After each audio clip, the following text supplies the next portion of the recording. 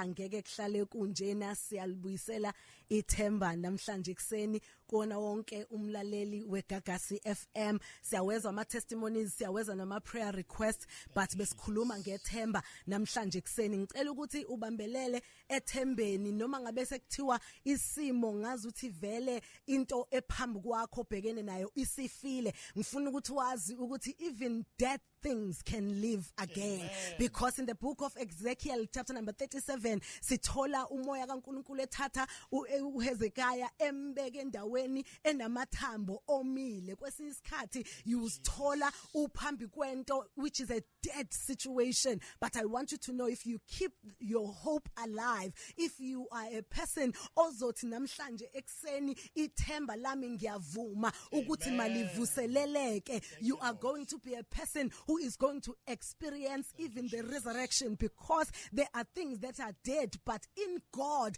as we are here eGagasini namhlanje ekseni sizothi kuwena mlaleli, in God even the dead things can live again, because one day even Lazarus came back to life, even Jesus Christ himself, our Lord and Savior, came back to life, and the bones in Ezekiel chapter number 37, they came back to life, because those bones, they represent the loss of hope, but they came back to life. So namhlanje isimo sakho leso bhekene naso sizobuya sibe nempilo ngenxa yethemba. Sesiyakhuleka ke noma ngabe ukuphi la ukhona mlaleli, ngiyacela ukuthi noma yini oyikholelwa uNkulunkulu ukuthi ithemba libuye, ngicela ukuthi ungazibulali futhi ungagive up. Ngicela ukuthi wenze sure ukuthi njengoba sikhuluma uyayivula inhliziyo yakho, njengoba sikhuleka uyayivula inhliziyo yakho ukuthi ithemba libuye, ngoba indeed ithemba alibulali. Kodwa uma isimo sakho siyashintsha, even the dead situations, the dead things can live again. Sesiyakhuleka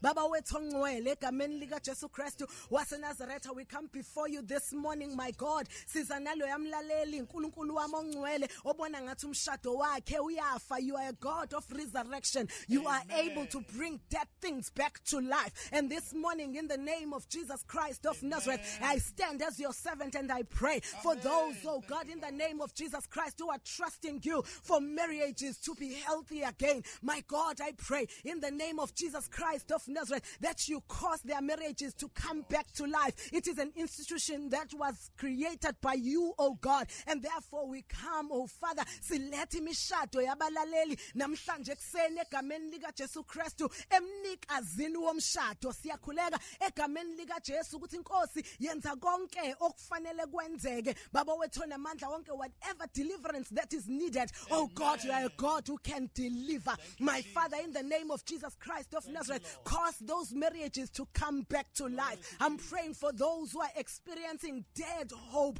My God, I pray that their hope may come back to life in the mighty name of Jesus Christ of Nazareth. Christ Jesus, you are indeed the resurrection and the life. Anything that is in you can be resurrected. Anything that is in you can come back to life. We bring the marriages, we bring their health. My God, in the name of Jesus, we bring, oh Father, those, oh Father, abasenkingeni mangabe bebhali exam, lo mlaleli baba wethu namandla wonke simletha kuwe. Let your healing virtue flow in the mighty name of Jesus, even through the airwaves. My God, for there is no distance in the spirit. Let it be, oh God, that you touch each and every person ophelelwe yithemba, naloya mlalelo besecabanga ukuthi angeke kuphinde kulunge ngaye nangesimo sakhe. Siyakhuleka zibonakalise uNkulunkulu wethu namandla wonke egameni lika Jesu Christ. Akekho ofana nawe, ingakho sikhuleka kuwe ekseni, sikuyakubabaza ngakho konke osukwenzile nanamhlanje ekseni kukhulu osazokwenza.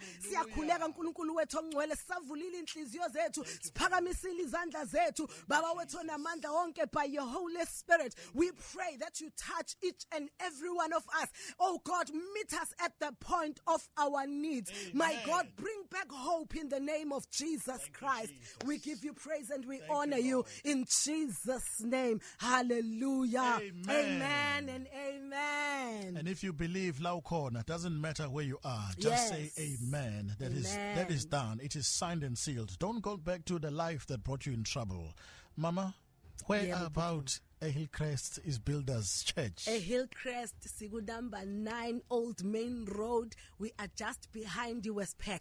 Yabonje, number 9 Old Main Road, ngase Oxford. bese mangabe ubona iWestpac uvela ujikele ngemva kweWestpac. Silapho 9 a.m. every Sunday, and I promise you your life will never be the same again. Everyone is welcome. Thank you, Jesus. Ma, Hallelujah. thank you so much for flying in for 2 weeks to come and be with us here. I feel so blessed with know that God will do it for you. As well.